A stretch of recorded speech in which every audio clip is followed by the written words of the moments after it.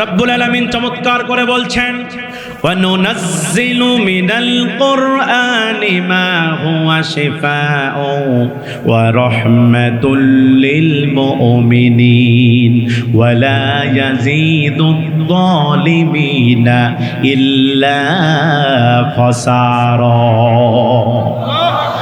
আল্লাহ বলছেন অনুনাজ্জিলু মিনাল কুরআনি, আল্লাহ বলছেন এই কোরআনে যা নাজিল করেছি, এই কোরআনে যা অবতীর্ণ করেছি মুমিনদের জন্য রহমত এবং সকল রোগের শেফা। আল্লাহু আকবার বলেন। আল্লাহ বলছেন কোরআনে যা নাজিল করেছি মুমিনদের জন্য রহমত এবং সকল রোগের শেফা। এরপর আল্লাহ বলছেন আর আমি কোরআনে যা নাজিল করেছি ওয়ালা ইয়াজিদুজ জালিমিনা ইল্লা খাসারা, আর কোরআনে যা নাজিল করেছি জালিমদের জন্য শুধু ক্ষতি আর ক্ষতি। ঠিক না? আল্লাহ পাক রব্বুল আলামিন ৫৬,০০০ বর্গ মাইলের বিশাল একটি পাথর এই বাংলাদেশের মুসলমানদের উপর থেকে সরিয়ে ফেলেছে। কথা বলেন ঠিক কিনা? এই বাংলার জমিনে কোরআন বিরোধী বহুমুখী ষড়যন্ত্র হয়েছে। এই বাংলার জমিন থেকে ইসলামকে উঠিয়ে ফেলার জন্য বহুমুখী ষড়যন্ত্র হয়েছে। এই বাংলার জমিন থেকে কোরআনের আলোকে নিভিয়ে দেওয়ার জন্য বহুমুখী ষড়যন্ত্র হয়েছে। তারা দিনে দিনে আলেম ওলামাদেরকে মিথ্যা মামলা দিয়ে জেলের মধ্যে বন্দী করে তারা রাজাকারের তহমত দিয়েছে। এই বাংলার জমিন থেকে আল্লামা সাঈদীকে বিদায় করে তারা মনে করেছিল এই বাংলার জমিন থেকে ইসলামকে নিভিয়ে ফেলবো, কিন্তু তারা ইসলাম নিভাতে পারে নাই। এক সাঈদী বিদায় নিয়েছে, বাংলার ঘরে ঘরে আল্লামা সাঈদীর উত্তরসূরিদের জন্ম হয়েছে। ঠিক কিনা? তারা মনে করেছে বাংলার জমিন থেকে ওসমান হাদির মতো যুবককে এই দেশ থেকে বিদায় করে সত্য কথা বলা বন্ধ হবে। সত্য কথা বলা বন্ধ হবে না। এক ওসমান হাদি বিদায় নিয়েছে, বাংলার ঘরে ঘরে ওসমান হাদিদের জন্ম হবে। কোন বাতিল শক্তির কাছে এই মুসলমান মাথা আনত করবে না, মাথা আনত করবে না। ঠিক কিনা? ধরে বলেন। প্রিয় কুড়িগ্রামবাসী, আপনারা কি ভয় পাচ্ছেন? আপনারা কি ভয় পাচ্ছেন? ওয়াজ হবে এই কায়দায়, কথা কোন ঠিক কিনা? আমরা 16 বছর 17 বছর ধরে ওয়াজ করেছি। কিছু ওয়াজ করছি প্যান্ডেলে, আর কিছু করেছি অ্যাঙ্গেলে, কিন্তু বর্তমান সময়ে অ্যাঙ্গেল করার সময় নাই, যা হবে ডাইরেক্ট। কথা বলেন না কেন? ঠিক কিনা? রব্বুল আলামিন চমৎকার করে বলছেন, وَنُنَزِّلُ مِنَ الْقُرْآنِ مَا هُوَ شِفَاءٌ وَرَحْمَةٌ لِلْمُؤْمِنِينَ وَلَا يَزِيدُ الظَّالِمِينَ إِلَّا خَسَارًا। আল্লাহ বলছেন অনুনাজ্জিলু মিনাল কোরআনি, আল্লাহ বলছেন এই কোরআনে যা নাজিল করেছি, এই কোরআনে যা অবতীর্ণ করেছি মুমিনদের জন্য রহমত এবং সকল রোগের শেফা। আল্লাহু আকবার বলেন। আল্লাহ বলছেন কোরআনে যা নাজিল করেছি মুমিনদের জন্য রহমত এবং সকল রোগের শেফা। এরপর আল্লাহ বলছেন আর আমি কোরআনে যা নাজিল করেছি ওয়ালা ইয়াজিদুজ জালিমিনা ইল্লা খাসারা, আর কোরআনে যা নাজিল করেছি জালিমদের জন্য শুধু ক্ষতি আর ক্ষতি। ঠিক না? তাহলে এই কোরআন মুমিনদের পক্ষে না জালিমদের পক্ষে? জোরে বলেন কাদের পক্ষে? এই কোরআনটা হলো মুমিনদের পক্ষে। এই কোরআন মুমিনদের পক্ষে কথা বলে, মুমিনদের জন্য কোরআন। এখন আপনারা বলবেন হুজুর মুমিন কাকে বলে? মুমিনকে, ইমানদারকে, মুমিনকে?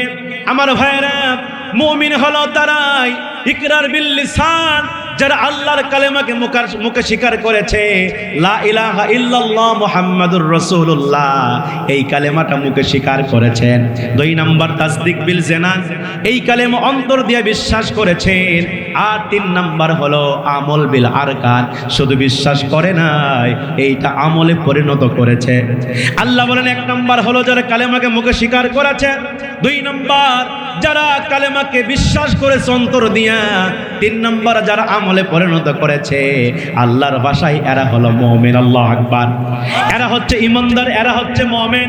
শুধু কালেমা মুখে বললে ইমানদার হওয়া যায় না। যদি কালেমা মুখে বলে ইমানদার হওয়া যেত, তাহলে আমার বাংলার জমিনে অসংখ্য হিন্দুরা বড় মুসলমান। কথা বল না কেন? কিন্তু কালেমা মুখে বললে ইমানদার হওয়া যায় না। কালেমা শুধু মুখে স্বীকার করলে ইমানদার হওয়া যায় না, এই কালেমাকে অন্তর দিয়ে বিশ্বাস করতে হয়।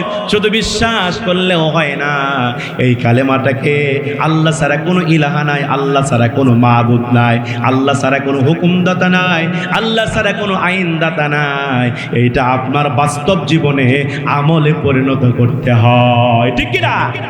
এইরকম ঈমান যদি আপনি আনতে পারেন, আপনার পুরস্কার কি হবে? এই কোরআন পুরাটাই মুমিনদের জন্য। আল্লাহ বলছেন, যদি এই কোরআন যদি তোমরা ঈমানদার হতে পারো, মুমিন হতে পারো, তোমাদের জন্য পুরস্কার রয়েছে। সূরা বাকারা খুলে দেখবেন, আয়াত নম্বর 82। রব্বুল আমিন বলছেন, ওয়াল্লাযীনা আমানু ওয়া আমিলুস সালিহাত উলাইকা আসহাবুল জান্নাহ হুম ফিহা খালিদুন। আল্লাহ বলছেন, ওয়াল্লাযীনা আমানু, যাহারা দুনিয়াতে ঈমান এনেছে, ওয়া আমিলুস সালিহাত, এবং নেক আমল করেছে, আল্লাহ বলে উলাইকা আসহাবুল জান্নাহ, এরাই হলো জান্নাতের অধিবাসী। আল্লাহু আকবার বলে, এরাই হচ্ছে জান্নাতের অধিবাসী। তাহলে ঈমান থাকলে জান্নাতে যেতে পারবেন।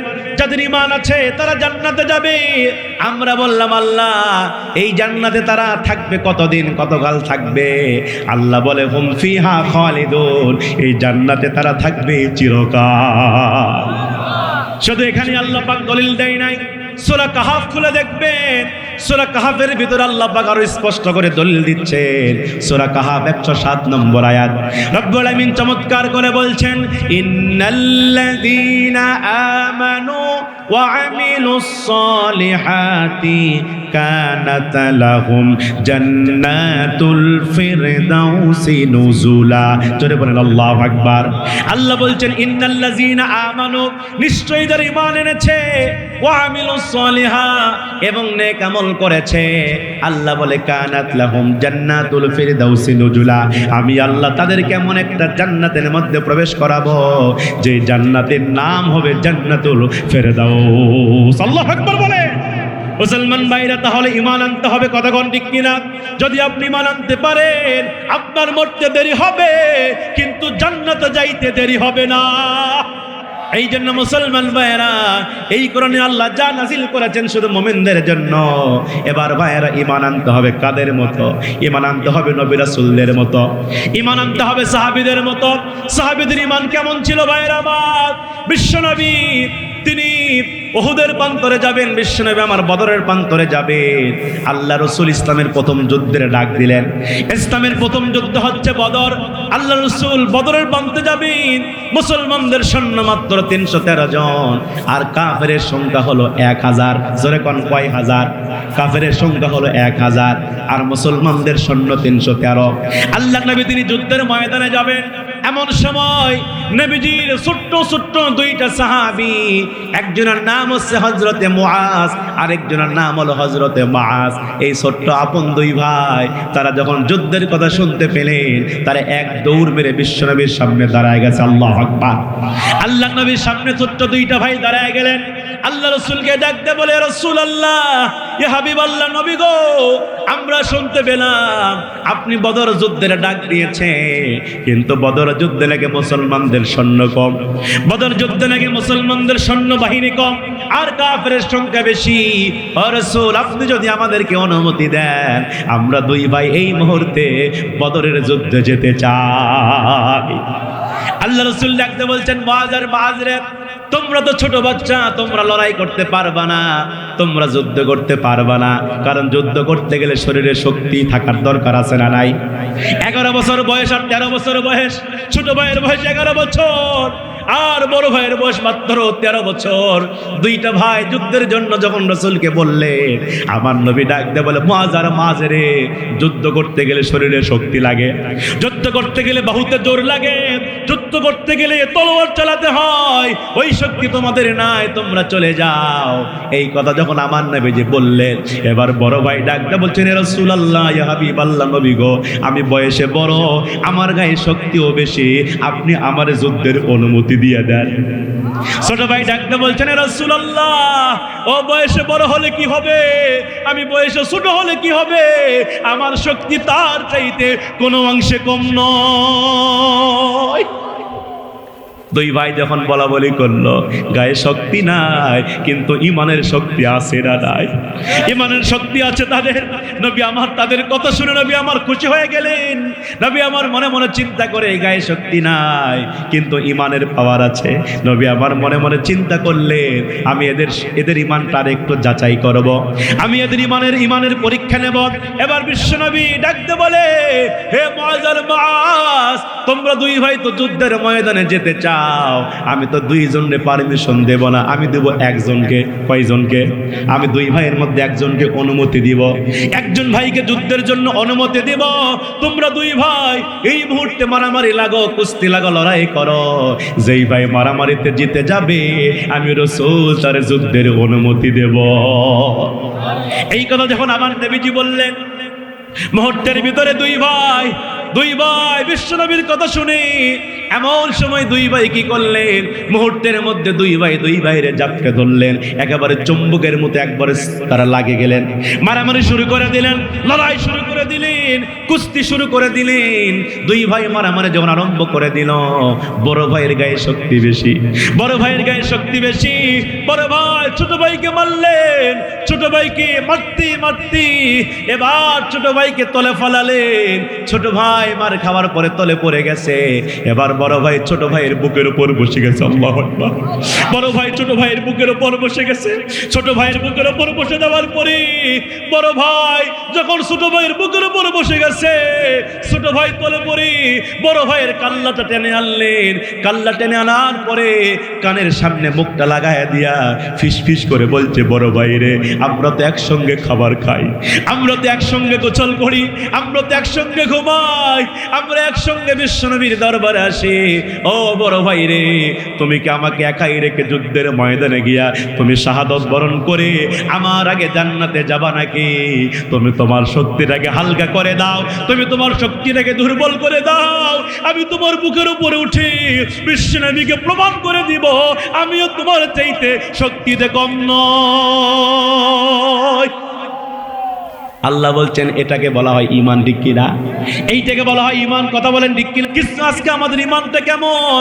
আজকে আমাদের ইমানটা তো দুর্বল। মসজিদ থেকে আজান হয়, আল্লাহর আজান হয়, হাইয়া আলাস সালাহ, বান্দারে নামাজের জন্য আসো, হাইয়া আলাল ফালাহ, বান্দারে কল্যাণের জন্য আসো। এই যে মসজিদ সে বারবার ডাকি, কিন্তু আমরা মুসলমান নামাজে যাই না, ঠিক কিনা জোরে বলেন? আজকে আমরা নামাজে যাই না, ফজরের সময় ঘুম থেকে উঠি না। অথচ সাহাবায়ে কেরামের ইমানটা কেমন দামি ছিল। বিশ্বনবী আমার তাবুক যুদ্ধের ডাক দিলেন, সমস্ত সাহাবায়ে কেরামকে এক জায়গায় করলেন আর বললেন, সাহাবীরা, এই মুহূর্তে যুদ্ধের ময়দানে যেতে হবে, তোমাদের দুইটা জিনিস তোমরা প্রস্তুত করো। সাহাবায়ে কেরাম বলছেন, ইয়া রাসূলুল্লাহ, আমরা কি দুইটা জিনিস প্রস্তুত করব? আল্লাহ রাসূল ডাক দিয়ে বলছেন, সাহাবীরা, তোমরা কি ওই আয়াতের কথা শোনো নাই? আল্লাহ তো নিজেই বলেছেন, ইন্নাল্লাহা আশতারা মিনাল মুমিনিনা আনফুসাহুম ওয়া আমওয়ালাহুম বিআন্না লাহুমুল জান্নাহ। আল্লাহ তো নিজেই বলেছেন, নিশ্চয়ই মুমিনদের কাছ থেকে তাদের জান এবং মালের বিনিময়ে জান্নাতকে বিক্রি করে দিয়েছি। ও সাহাবীরা, তোমরা কি এই আয়াতের কথা শোনো নাই? আল্লাহ পাক তোমাদের কাছ থেকে জানমাল চেয়েছে, আল্লাহ জান্নাতের বিনিময়ে জানমালকে ক্রয় করে নিয়েছে। তোমরা তাবুক যুদ্ধের জন্য তোমরা মাল দাও, তোমাদের মালগুলো এক জায়গায় করো, এরপরে যুদ্ধের ময়দানে জান দিবে। এই কথা যখন আমার নবীজি বললেন, মুহূর্তের ভিতরে বিশ্বনবীর সাহাবীরা এবার তাবুক যুদ্ধের ময়দানে দান করা শুরু করলেন। হযরত ওমর রাদিয়াল্লাহু তাআলা আনহু দান করলেন, হযরত ওসমান দান করলেন, হযরত আলী দান করলেন। সমস্ত সাহাবীদের দান যখন এক জায়গায় হয়ে গেছে, আল্লাহ নবী ওমরকে ডাক দিয়ে বলে, ওমর, আজকের যুদ্ধের ময়দানে তুমি কতটুকু দান করেছ? হযরত ওমর রাদিয়াল্লাহু আনহু ডাক দিয়ে বলে, রাসূলুল্লাহ, আমার যা সম্পদ ছিল, আমার সম্পদের অর্ধেক আমি যুদ্ধের ময়দানে দান করে দিয়েছি। আল্লাহ রাসূল ডাকতে বলছে ওমর, হে ওসমান তুমি কি দান করেছো? ওসমান বলে ইয়া রাসূলুল্লাহ আমার সম্পদের 3 ভাগের 1 ভাগ দান করেছি। রাসূল ডাকতে বলে আলী তুমি কি দান করেছো? আলী বলে রাসূল আমার সম্পদের অর্ধেক দান করেছি। আল্লাহ রাসূল সর্বশেষ আবু বকরকে ডাকতে বলে আবু বকর রে তুমি তাবুক যুদ্ধের জন্য কি দান করেছো? আবু বকর ডাকতে বলছে রাসূলুল্লাহ আমার বাড়িতে যা ছিল সব আমি দান করে দিয়েছি। আবু বকর তার সমস্ত সম্পত্তি যুদ্ধের জন্য দান করে দিলেন। পুরুষ সাহাবীদের দান যখন শেষ হয়ে গেল, আল্লাহ নবী দেখতেছে মহিলা সাহাবীরা দৌড়ায় দৌড়ায় তারা দান করার জন্য এগিয়ে আসে। আল্লাহু আকবার। মহিলা সাহাবীরা কি করলেন? নাকের ফুল খুলে খুলে যুদ্ধের জন্য দান করে দিলেন, গলার হার খুলে খুলে যুদ্ধের জন্য দান করে দিলেন। সমস্ত সাহাবীদের দান যখন এক জায়গায় হয়ে গেল, আল্লাহর নবী তিনি এবার মালের স্তূপের সামনে দাঁড়িয়ে আছে। আল্লাহর নবী দাঁড়িয়ে আছেন, এমন সময় একজন সাহাবী যার নাম ছিল হযরত আব্দুল্লাহ, তিনি পাশে দাঁড়িয়ে হাউমাউ করে কান্না করে। আব্দুল্লাহ যখন হাউমাউ করে কান্না করে, আমার নবী যে আব্দুল্লাহর কান্না শুনে আমার নবী যে মুহূর্তের মধ্যে আব্দুল্লাহর কাছে চলে গেলেন। আব্দুল্লাহর কাছে যাওয়ার পরে আমার নবীজি ডাকতে বলে আব্দুল্লাহ রে তুমি এখানে দাঁড়ায় দাঁড়ায় কান্না করছো কেন? কি হয়েছে তোমার? আব্দুল্লাহ ডাকতে বলছেন ইয়া রাসূলুল্লাহ আজকের এই যুদ্ধের ময়দানে সমস্ত সাহাবীরা দান করলো, হযরত আলী দান করলো, হযরত আবু বকর দান করলো, হযরত ওমর দান করলো, এমনকি মহিলা সাহাবীরা যুদ্ধের ময়দানে দান করলো।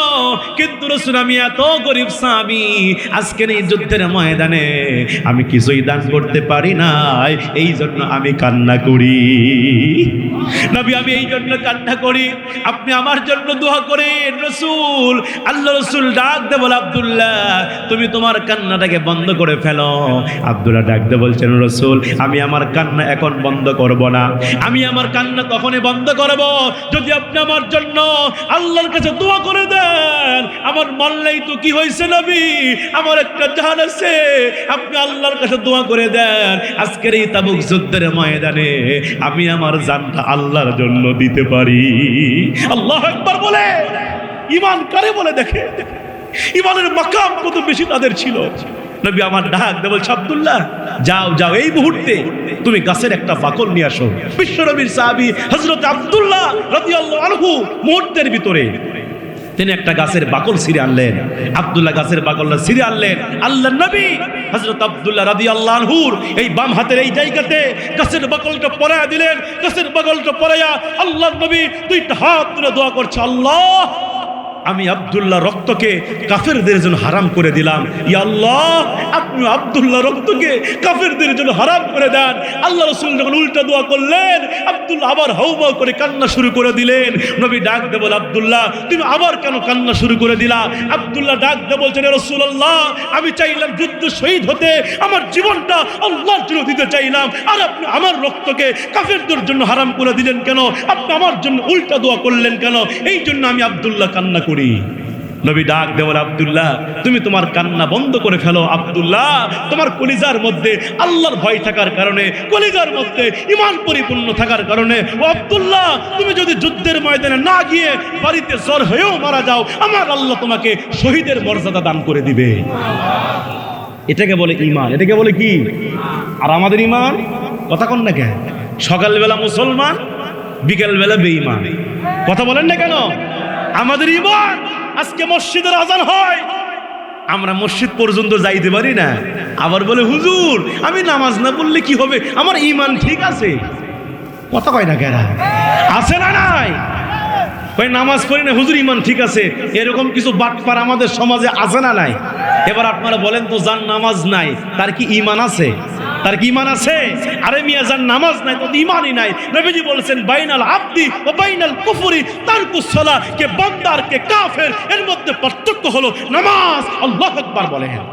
নবীজি মৃত্যুর সময় স্ত্রীর কথা বলে নাই, নাতির কথা বলে নাই, মেয়ের কথা বলে নাই। নবীজির সংকল্প ছিল আসসালাত আসসালাত ওয়া মা মালাকাত আইমানুকুম, নামাজ নামাজ নামাজ, আমার উম্মতেরা নামাজ ছেড়ে দিও না। নবীজি মৃত্যুর আগে একবার হুশ, নবীজি একবার বেহুশ। নবীজি মৃত্যুর আগে 17 ওয়াক্ত নামাজ মসজিদে পড়তে পারলেন না। নবী অসুস্থ, গায়ে ভীষণ জ্বর, মাঝে মাঝে অজ্ঞান হয়ে যায়, আবার হুশ ফিরে নবীজি। সাহাবায়ে কেরাম রাদিয়াল্লাহু আনহুমরা সবাই মসজিদে নববীর মধ্যে গেলেন। জামাতের সময় হয়ে গেল, কিন্তু আল্লাহ রাসূল মসজিদে আসে না। সাহাবীরা চিন্তার মধ্যে পড়ে গেলেন, আল্লাহর নবী বুঝি আর আমাদের ইমাম হবে না, নবীজির পিছে নামাজ পড়া থেকে আমরা সাহাবীরা চিরদিনের জন্য মাহরুম হয়ে গেলাম। সাহাবীরা চিন্তার মধ্যে পড়ে গেলেন, আজকে রাসূল নাই, ইমাম নাই, আজকে আমাদের ইমাম কে হবে, কাকে ইমাম বানানো যায়? সাহাবায়ে কেরামরা মুহূর্তের মধ্যে মাশওয়ারা করলেন, পরামর্শ করে সাহাবীরা সিদ্ধান্ত নিলেন, আল্লাহর নবীর পরে এই পৃথিবীতে সবচাইতে যোগ্য ব্যক্তি ছিল আবু বকর সিদ্দিক। আল্লাহু আকবার বলেন। আবু বকর সিদ্দিক সবচেয়ে যোগ্য ব্যক্তি, কারণ রাসূল করিম সাল্লাল্লাহু আলাইহি ওয়াসাল্লাম বলেছেন আবু বকর সিদ্দিক হলো আমার হিজরতের সাথী। আর আবু বকর সিদ্দিক রাদিয়াল্লাহু আনহুর ব্যাপারে রাসূল বলেছেন, সারা পৃথিবীর উম্মতের আমল যদি এক পাল্লায় দেওয়া হয় আর আমার আবু বকরের আমল যদি আরেক পাল্লায় দেওয়া হয়, আল্লাহ রাসূল বলেছেন আমার আবু বকর সিদ্দিকের আমলের পাল্লাটা আল্লাহর কাছে বেশি ভারী হয়ে যাবে। সাহাবায়ে কেরামরা মুহূর্তের মধ্যে কি করলেন মুসলমান ভাইরা? বুখারীর বর্ণনা। এবার বিশ্বনবীর সাহাবায়ে কেরামরা মুহূর্তের ভিতরে কি করলেন? তারা হযরত আবু বকর সিদ্দিক রাদিয়াল্লাহু তাআলা আনহুকে এবার বিশ্বনবীর ওই জায়নামাজে দাঁড় করায় দিলেন। আবু বকর সিদ্দিক রাদিয়াল্লাহু তাআলা আনহু তিনি বিশ্বনবীর ওই ইমামতির জায়নামাজে দাঁড়িয়ে গেলেন। সমস্ত সাহাবায়ে কেরাম কাতারবন্দি ভাবে জামাতে দাঁড়িয়ে গেল। সমস্ত সাহাবীরা যখন জামাতে দাঁড়িয়ে গেছে, আল্লাহর নবী ওই সময় হুজরাখানার মধ্যে ছিলেন। আল্লাহ রাসূল আয়েশাকে ডাকতে বলছে, আয়েশা রে, তুমি একটু আমাকে আলগা করে ধরো, আমি একটু সাহাবীদের জামাতের দৃশ্যটা দেখতে চাই, আমি একটু সাহাবীদের জামাতের দৃশ্যটা দেখতে চাই। এই কথা যখন আমার রাসূল আয়েশাকে বললেন, হযরত আম্মা জান আয়েশা রাদিয়াল্লাহু তাআলা আনহা এবার বিশ্বনবীকে আলগা করে ধরলেন। আমার নবীজি হুজরাখানার মধ্যে থেকে সাহাবীদের জামাতের দৃশ্য দেখতেছি, আর চোখের কোণা দিয়া টপ টপ করে পানি পড়তেছে। আল্লাহু আকবার। নবীজির চোখের কোণা দিয়া যখন টপ টপ করে পানি পড়ে, আম্মা জান আয়েশা ডাকতে বলছেন, রাসূলুল্লাহ, আপনার চোখ থেকে পানি পড়ে কেন? আপনার কি ব্যথা হচ্ছে নাকি? আপনার কি কষ্ট হচ্ছে নাকি? এবার আল্লাহ রাসূল ডাকতে বলে, আয়েশা রে, এটা আমার কষ্টের কান্না নয়, এটা আমার ব্যথার কান্না নয় আয়েশা, এটা হলো আমার তৃপ্তির কান্না। আল্লাহু আকবার বলে। এটা হচ্ছে আমার তৃপ্তির কান্না আয়েশা। এই যে আমার উম্মতেরা জামাতের সাথে নামাজ আদায় করছে, আয়েশা তুমি জানো না, এই জামাতকে প্রতিষ্ঠা করতে গিয়া উহুদের প্রান্তরে আমি রাসূলের দন্দান মোবারক শহীদ হয়ে গেছে। আল্লাহু আকবার।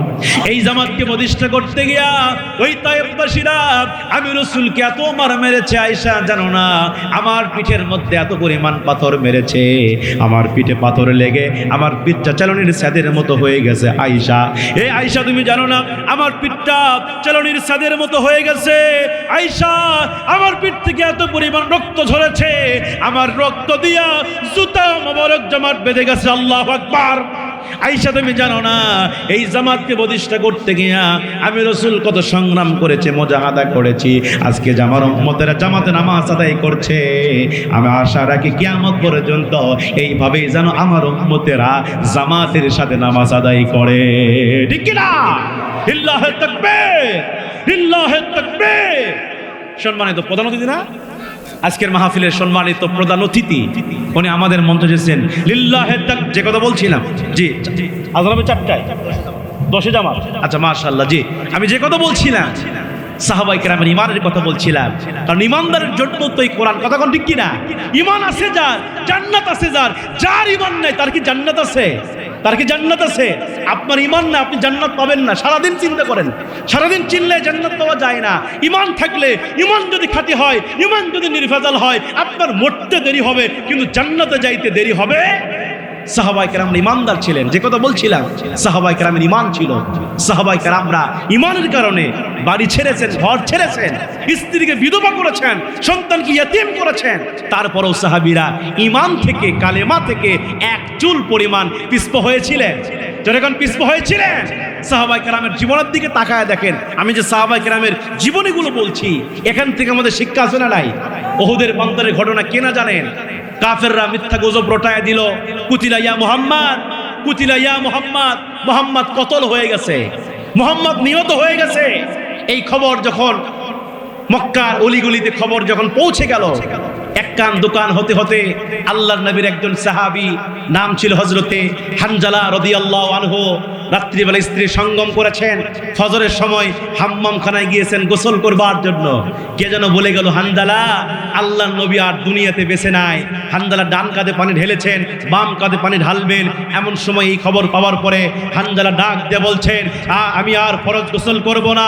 যেই জমিনে বিশ্বনবী বেঁচে নাই, ওই জমিনে আমি হানজালার বেঁচে থাকার কোনো অধিকার নাই। আল্লাহু আকবার বলেন। বিশ্বনবীর সাহাবী হানজালা মুহূর্তের মধ্যে চলে গেলেন বাড়িতে, ঘরের ভিতরে স্ত্রীকে ডাক দেওয়া, বলছেন, স্ত্রী, আমি শুনতে পেলাম আল্লাহ রাসূল নাকি ওহদের বন্দরে শহীদ হয়ে গেছে, আমার হাতে নাঙ্গা তলোয়ার উঠায় দাও, আমি এই মুহূর্তে যুদ্ধের ময়দানে যেতে চাই। আল্লাহু আকবার বলেন। স্ত্রী ঘরের মধ্য থেকে নাঙ্গা তলোয়ার ছিল, নাঙ্গা তলোয়ার নিয়ে এসে হানজালার হাতের মধ্যে উঠায় দিলেন, আর বলছেন, স্বামী গো, আপনি যুদ্ধে যাবেন যান, আপনাকে বাধা দিব না, তবে দোয়া করি আল্লাহ যেন গাজী বানায়া আপনাকে আমার ঘরে ফিরাইয়া দেয়। সুবহানাল্লাহ বলবেন না? এই দোয়া যখন স্ত্রী হানজালার স্ত্রী করলেন, মুহূর্তের মধ্যে হযরতে হানজালা রাদিয়াল্লাহু আনহু তার তলোয়ার দিয়ে স্ত্রীর হাতের মধ্যে উল্টা দিক দিয়া মৃদু আঘাত করলেন।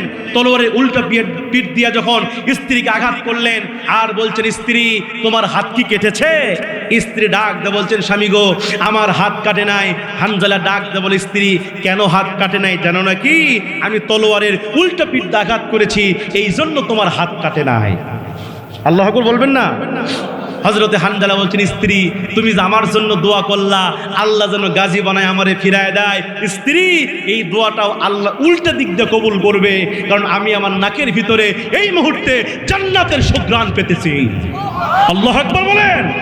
স্ত্রী, তুমি আমাকে বিদায় দাও, আমি উহুদের প্রান্তরে যাচ্ছি, আমি নিশ্চিত আমি শহীদ হয়ে যাব, আমি দুনিয়া থেকে বিদায় নিয়ে চলে যাব। তবে স্ত্রী, তুমি যদি এই জাগতিক দুনিয়াতে আর যদি বিবাহ না করো, কাল কিয়ামতের ময়দানে ওই জান্নাতের সিঁড়িতে তোমার সঙ্গে আমার আবার দেখা হয়ে যাবে। আল্লাহু আকবার বলেন। বিশ্বনবীর সাহাবী হযরতে হানজালা রাদিয়াল্লাহু আনহু মুহূর্তের মধ্যে স্ত্রীর কাছ থেকে বিদায় নিয়া নাঙ্গা তলোয়ার হাতের মধ্যে নিয়া ঘোড়ার উপর সওয়ার করে লিল্লাহে তাকবীর, আল্লাহু আকবার বলে তিনি যুদ্ধের ময়দানে ঝাঁপিয়ে পড়লেন। জোরে বলেন না আল্লাহু আকবার। বিশ্বনবীর সাহাবী হযরতে হানজালা ওহদের প্রান্তরে চলে গেলেন, লড়াই শুরু করে দিলেন। ডান হাতের মধ্যে ছিল নাঙ্গা তলোয়ার, এই তলোয়ার দিয়া তিনি যুদ্ধ করা শুরু করলেন। হযরতে হানজালা লড়াই করছেন, কাফেরদেরকে মারছেন, কাফেরদেরকে মারতে মারতে যুদ্ধ যখন সমাপ্ত হয়ে যাবে, যুদ্ধ শেষ হবার আগ মুহূর্তে একজন বেঈমান এসে হানজালার ডান হাতের মধ্যে কোপ মারলেন। হযরতে হানজালার ডান হাতের মধ্যে তলোয়ার লেগে গেল। হযরতে হানজালা মুহূর্তের মধ্যে ডান হাতের মধ্যে যখন তলোয়ার লেগে গেল, হানজালার ডান হাতটা দেহ থেকে আলাদা হয়ে জমিনে পড়ে গেল। আল্লাহু আকবার।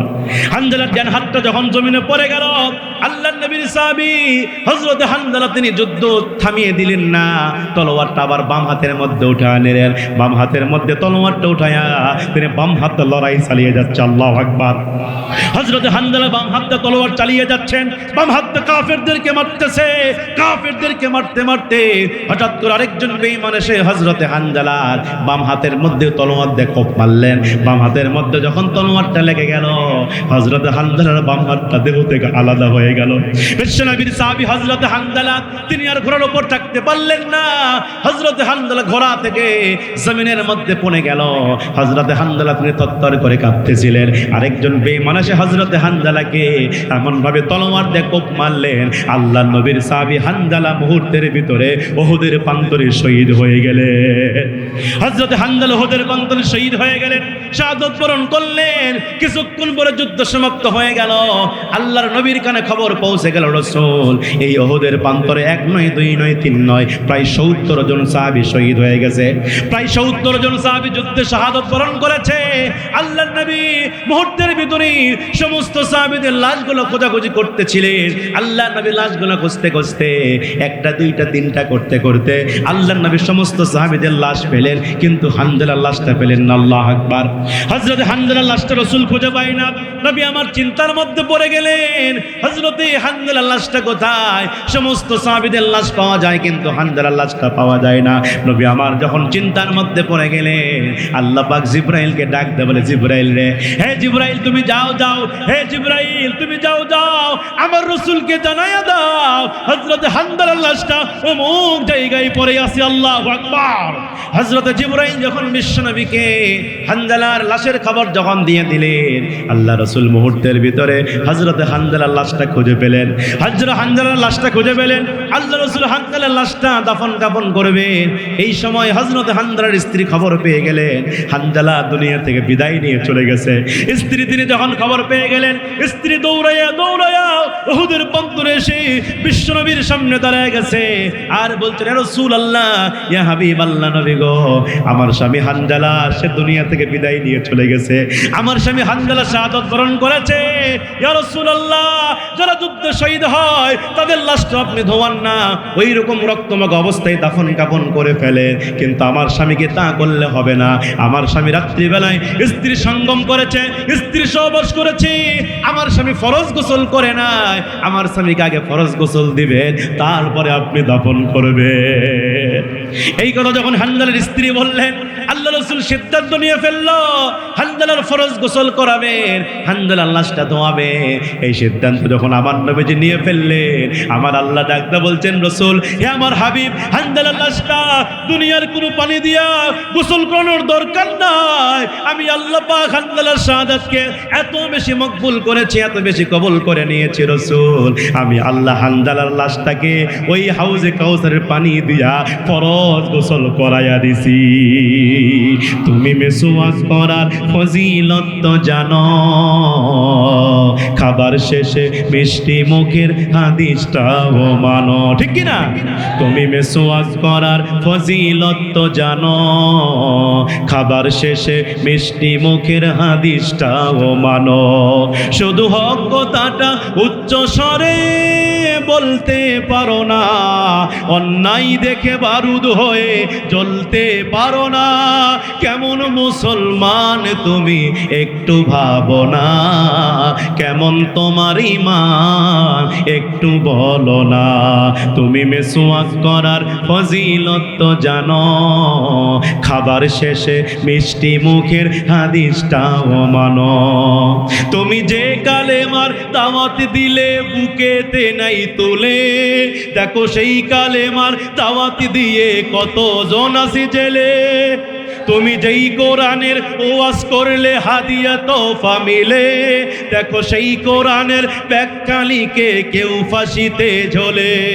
তুমি ভাঙনের খেলা খেলতে জানো, গড়তে জানো না, খোদার রাহে প্রাণ বিলিয়ে দিতে জানো না। কেমন মুসলমান তুমি একটু ভাবো না, কেমন তোমার ঈমান একটু বলো না। তুমি মেসওয়াক করার ফজিলত তো জানো, খাবার শেষে মিষ্টি মুখের হাদিসটাও মানো। লিল্লাহি তাকবীর। এইটা ছিল সাহাবীদের ঈমান। এটা কি ছিল ভাই? এই জন্য আল্লাহ বলছেন, অনুনাজ্জিলু মিনাল কুরআনি মা হুয়া শিফা ওয়া রাহমাতুল লিল মুমিনিন। আল্লাহ বলছেন, এই কোরআনে যা নাজিল করেছি সবটাই মুমিনদের জন্য রহমত এবং সকল রোগের শেফা। ওয়ালা ইয়াজিদুজ জালিমিনা ইল্লা খাসারা। আর যারা জালিম হবে এদের জন্য কোরআন শুধু ক্ষতি আর ক্ষতি, ঠিক কি না? এখন বলবেন, হুজুর জালিম কে? কথা বলেন না কেন? যাদের জন্য কোরআন শুধু ক্ষতি, এই জালিমকে আল্লাহ পাক নিজেই বলছেন, এইটা আমার সংজ্ঞা না, আমার বাবার সংজ্ঞা না, এইটা আল্লাহর সংজ্ঞা। আল্লাহ বলে জালিমকে, ওয়া মাল্লাম ইয়াহকুম বিমা আনজালাল্লাহু ফাউলাইকা হুমুজ জালিমুন। আল্লাহ বলছেন, জালিম হচ্ছে তারাই যারা আল্লাহর কোরআন দিয়ে বিচার করে না, নবীজির সুন্নাহ দিয়ে বিচার করে না, এরা হচ্ছে জালেম। এরা কি? এরা কি? এইরকম জালিম আমার দেশে 17 বছর ধরে ছিল কিনা? যেরকম ছিল কিনা? এই জালিমরা কোরআনকে নিভিয়ে দেওয়ার ষড়যন্ত্র করেছে, এই জালিমরা ইসলামকে নিভিয়ে দেওয়ার ষড়যন্ত্র করেছে, কিন্তু ইসলামকে নিভাইতে পারে নাই। ইসলামকে নিভাইতে এসে তারাই নিভে গেছে, ঠিক কিনা তোরা বলে? এই জন্য মুসলমান ভাইয়ের আমার, ইসলাম আছে, ইসলাম থাকবে, কোরআন আছে, কোরআন থাকবে, মুমিনরা আছে, মুমিনরা থাকবে, ইসলাম বিদ্বেষী আল্লাহ বিরোধী তারা থাকতে পারবে না। কথা বলেন ঠিক কিনা? এই জন্য মুসলমান ভাইয়ের আমার, আমরা ওয়াদাবদ্ধ হচ্ছি, আমরা সংঘবদ্ধ হচ্ছি, আমরা আজকের এই মাহফিল থেকে শিক্ষা নিলাম, আমরা কেউ জালিম হব না, আমরা কেউ কোরআন বিরোধী হব না, আমরা হব মোমেন। আমরা হব কি? জোরে বলেন কি? আমরা হব মোমেন, আমরা হব ইমানদার। কারণ ইমানদারের জন্য এই কোরআন আল্লাহর পক্ষ থেকে রহমত এবং সকল রোগের শেফা। ইমানদারের মরতে দেরি হয়, জান্নাতে যাইতে, জোরে কোন জান্নাতে যাইতে। আজকে আমার ওয়াজের মূল মেসেজ ছিল আমরা ইমানদার হব না, আমরা ইমানদার হব, জালিম হব না। ইমানদারের জন্য কোরআন শুধু আল্লাহর পক্ষ থেকে শেফা নাজিল করেছেন। সুতরাং আমার ভাইয়েরা, ইমানদার হবেন কারা কারা? তো হাত তুলে আল্লাহকে দেখায় দেন। লিল্লাহে তাকবীর, নারে তাকবীর। আল কোরআনের আলো, আল কোরআনের আলো, আল হাদিসের আলো, নারে